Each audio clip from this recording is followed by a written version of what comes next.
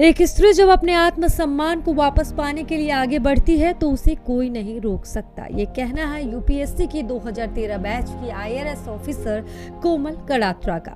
कोमल की कहानी हमें बताती है कि कैसे एक सामान्य लड़की का दृढ़ संकल्प और अपनी मंजिल पाने की जिद मुश्किल रास्ते को आसान बना देती है। लेकिन कोमल की जिंदगी में कुछ ऐसा हुआ था जिसने कोमल के आत्मसम्मान को तोड़कर रख दिया था। हालांकि बाद में उन्होंने अपनी मेहनत से अपना आत्मसम्मान वापस पा लिया, लेकिन ये उनका सफर बिल्कुल आसान नहीं था। दरअसल कोमल की जिंदगी की शुरुआत गुजरात के अमरेली में हुई, जहां 1982 में उनका जन्म हुआ। उन्होंने अपनी पढ़ाई गुजराती मीडियम से पूरी की। स्कूली पढ़ाई पूरी होने के बाद उन्होंने 3 अलग अलग भाषाओं में अलग अलग यूनिवर्सिटी से पढ़ाई की, लेकिन उनकी जिंदगी तब पूरी तरह से बदल गई जब 26 साल की आयु में उनकी शादी हुई।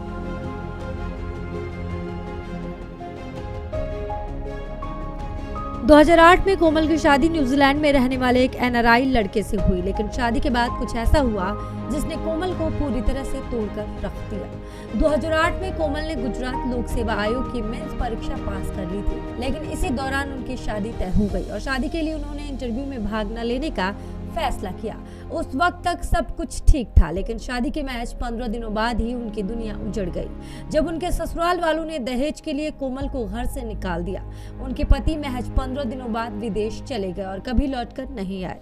कोमल ने उन्हें बहुत खोजा, उनके बारे में जानकारी प्राप्त करने का प्रयास किया, लेकिन उनके हाथ केवल असफलता लगी।